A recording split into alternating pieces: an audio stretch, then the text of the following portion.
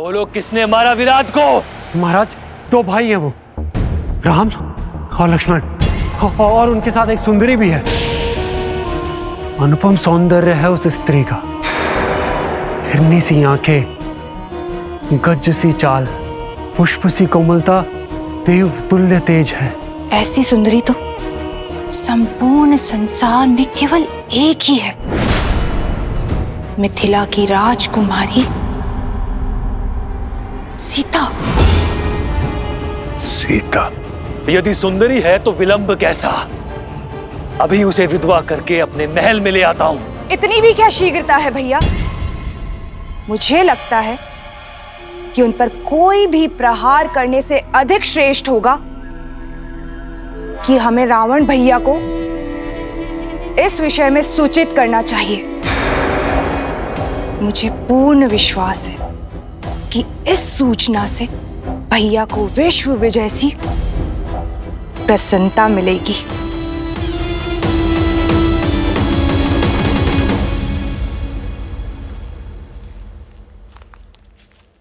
क्या हुआ सीते?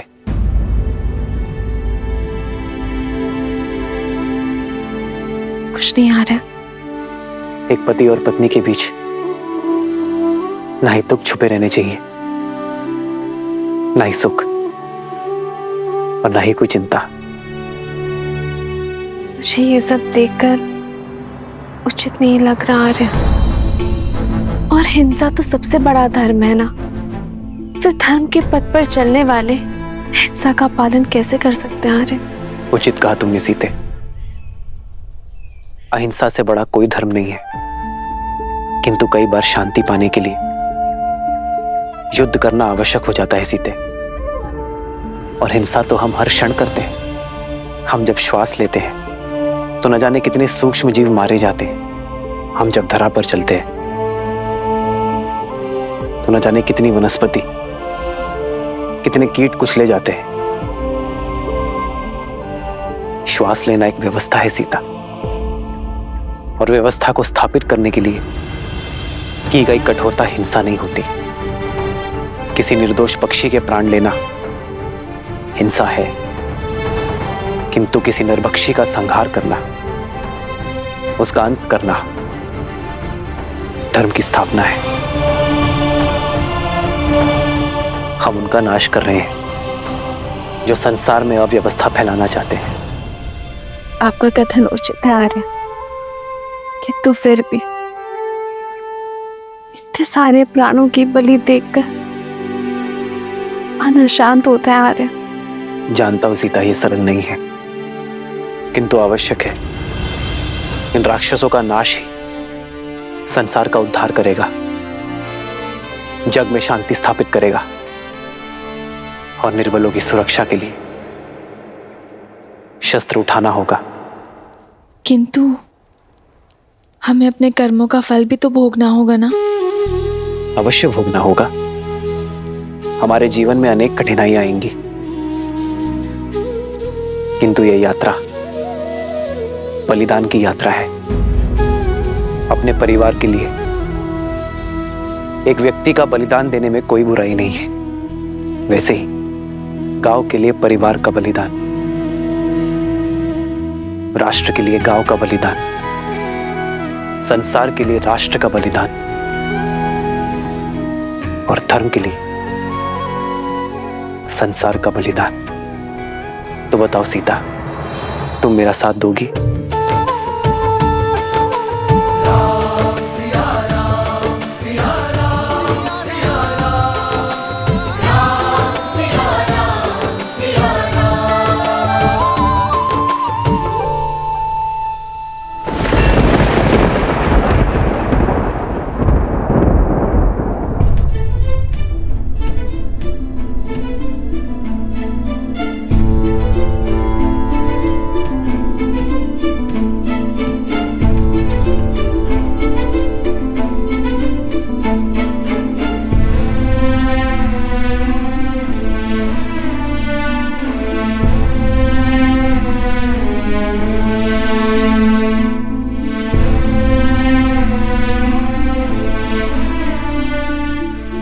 मुझे भान है कि तुमने बाली को प्राणदान क्यों दिया है हनुमान।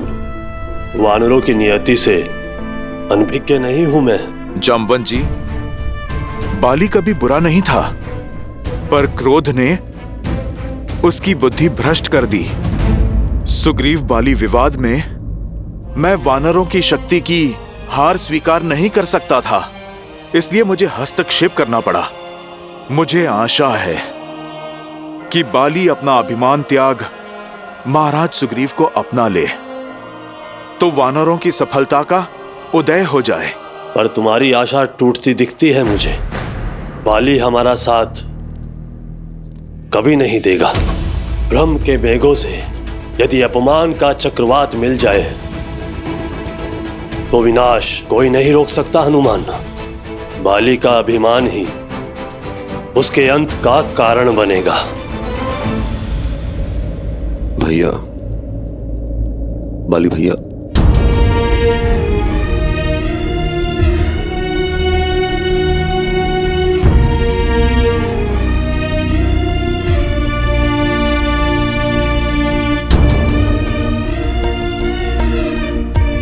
हनुमान, बाली भैया को प्राण दान देकर तुमने मुझे जीवन दान दिया। महाराज सुग्रीव, परंतु मुझे खेद है, बाली जैसा बुद्धिमान व्यक्ति कैसे सत्य नहीं देख पा रहा।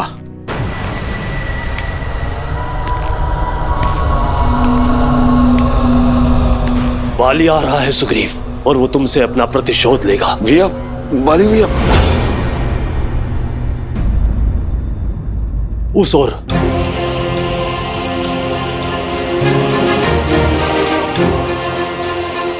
जय श्री राम। जय महावीर हनुमान, जय जय पवन पुत्र हनुमान। यहां से ऋष्यमुख पर्वत चले जाओ। ऋषि मतंग के श्राप के कारण बाली वहां पर प्रवेश नहीं कर सकता। सुग्रीव वहां पर सुरक्षित रहेगा। चलिए महाराज।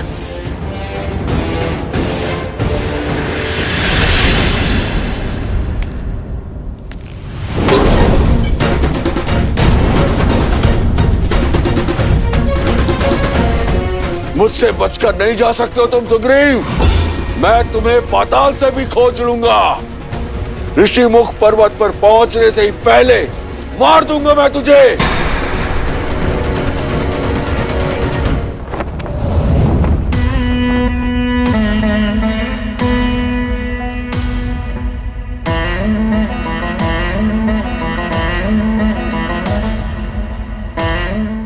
शनन को यह समाचार देगा कौन?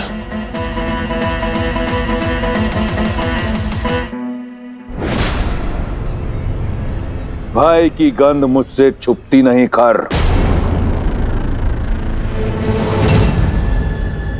और उससे भी बड़ी बात, ये गंध मुझे भाती नहीं।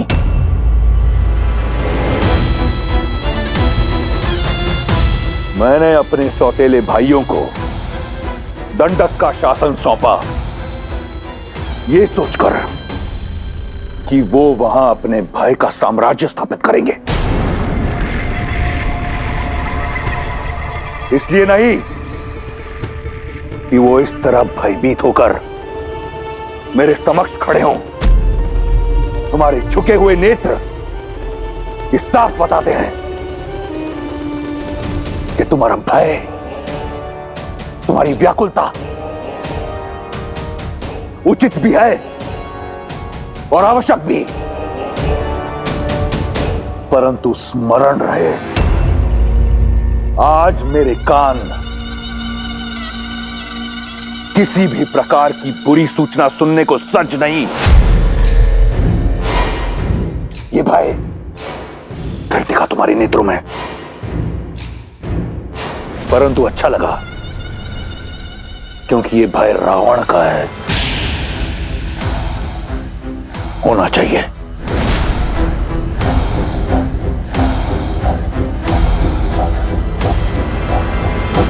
भयदान दिया तुम्हें, बोलो। भैया, लंकेश, विराट मारा जा चुका है। तो विराट रावण नहीं, काल जिसके वश में हो।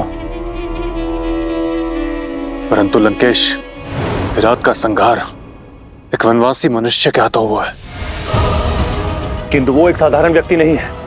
अयोध्या नरेश दशरथ के पुत्र राम और लक्ष्मण है, और उनके साथ एक सुंदरी भी है, राम की पत्नी मिथिला कुमारी सीता।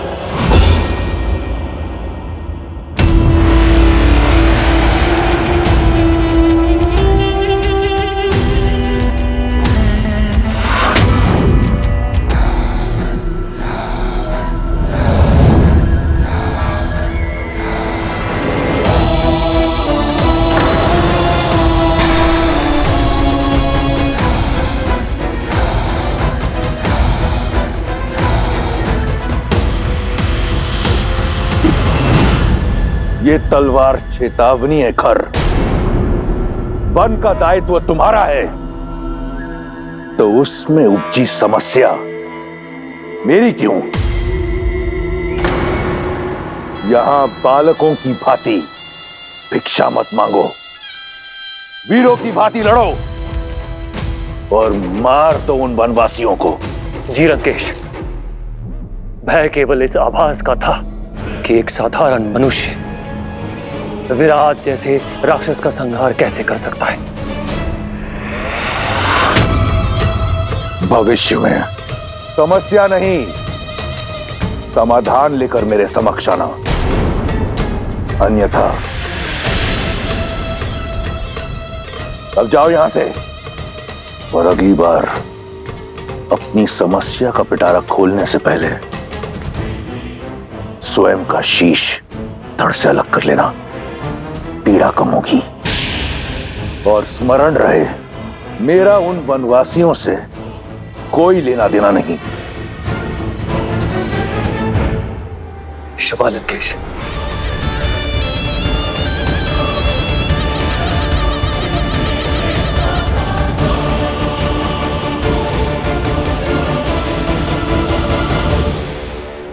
नहीं स्वामी, ऐसा मत कीजिए। क्यों ना करूं? उसने मेरे स्वाभिमान को ठेस पहुंचाई है। मुझे नीचा दिखाने के लिए उसने तुम्हें अपनी पत्नी बनाया।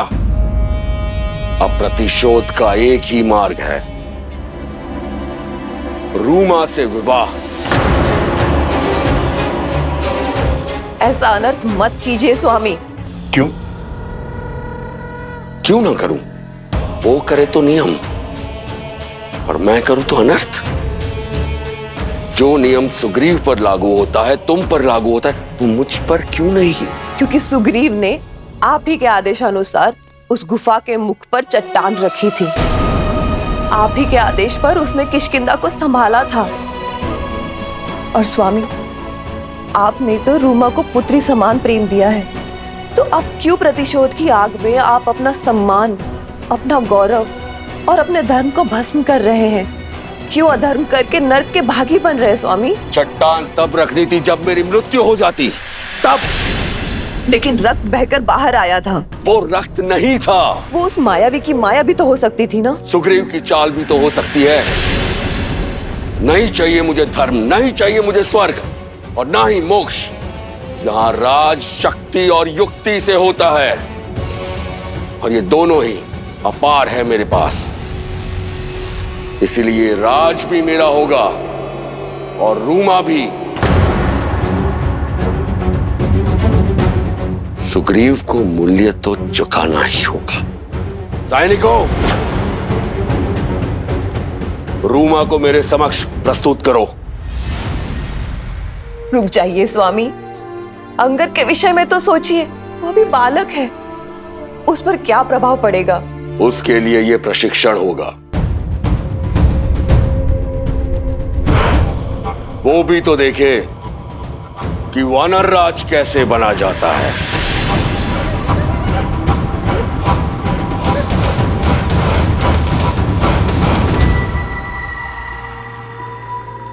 ज्येष्ठ श्री। ज्येष्ठ श्री नहीं, स्वामी कहो।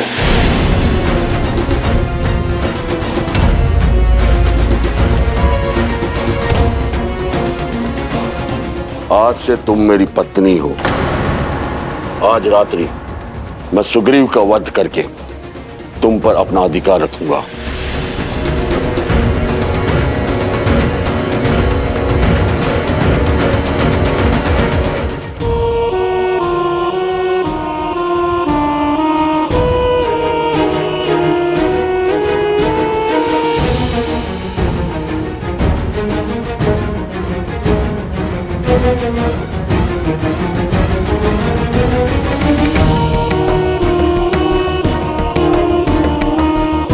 जो तुम्हारा नहीं है उसे पाने की लालसा छोड़कर जो है उसी में संतुष्ट रहना सीखो।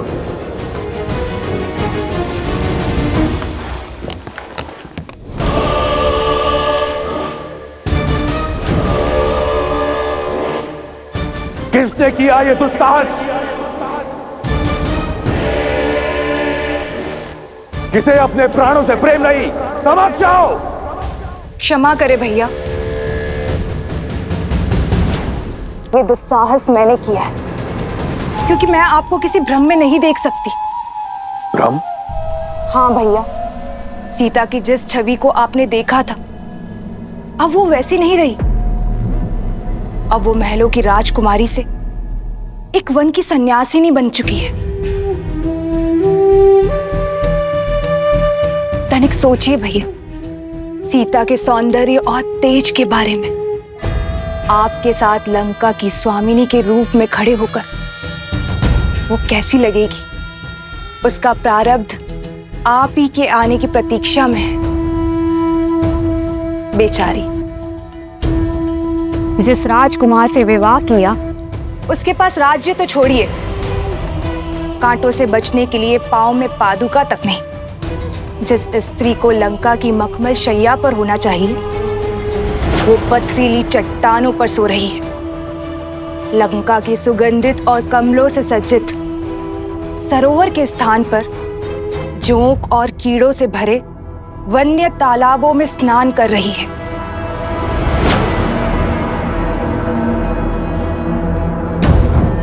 सीता लंका के लिए बनी है और लंका सीता के लिए। ये शब्दों का खेल मेरे साथ मत खेलो। मैंने तुमसे परामर्श नहीं मांगा, आदेश दिया था दंडक में निवास करने का। जाओ।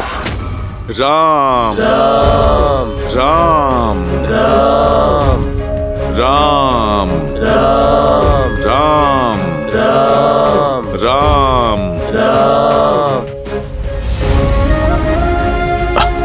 महाराज, बस कुछ देर और, हम लोग ऋषिमुख पर्वत के निकट हैं। राम राम राम राम। रुक जाइए महाराज।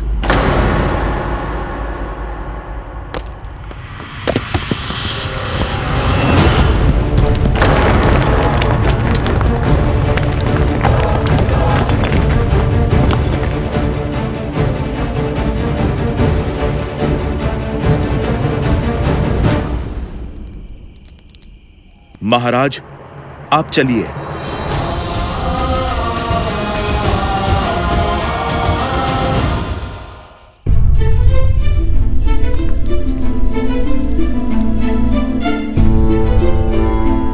बालपन में बाली भैया कितना प्रेम करते थे मुझसे। तुम देखना हनुमान, बाली भैया को उनकी भूल का पश्चाताप अवश्य होगा।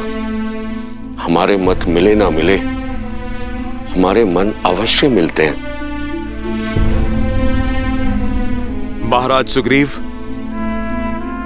प्रभु श्री राम करे आपका कथन सत्य हो, परंतु ये समय भावनाओं में बहने का नहीं, योजनाओं को सफल करने का है।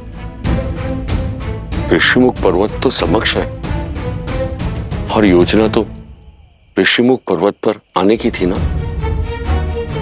ये सारे पेड़, ये ऋषिमुख पर्वत की सीमा ही तो है। महाराज, आप चिंता ना करें, मैं बाली के हर एक प्रहार से आपको बचा लूंगा। परंतु हनुमान, यदि तुम बाली भैया के समक्ष गए तो वो तुम्हारी आदि शक्ति छीन लेंगे। मेरी यही योजना है कि मैं उनके समक्ष नहीं, उनके पीछे रहूं और मैं महाराज बाली को ऋषिमुख पर्वत की सीमा तक खींच के लाऊंगा। जैसे ही उनका पग ऋषिमुख पर्वत की सीमा को छुएगा, उन्हें मिला श्राप उनके प्राण हर लेगा। परंतु ये होगा कैसे हनुमान? और भैया के प्राण? महाराज सुग्रीव, यदि जीवित रहना है तो आप मुझ पर विश्वास कीजिए।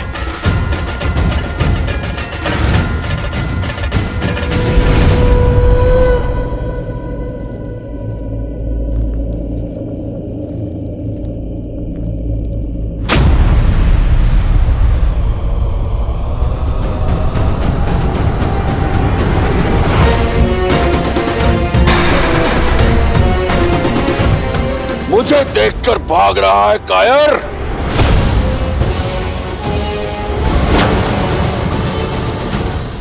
प्राण जाए फिर भी मैं आपसे युद्ध नहीं करूंगा भैया। अब प्राणों के सिवाय बचा क्या है तेरे पास कायर? अब तो राज्य भी मेरा और रूमा भी। अब मत रोकिएगा महाराज सुग्रीव।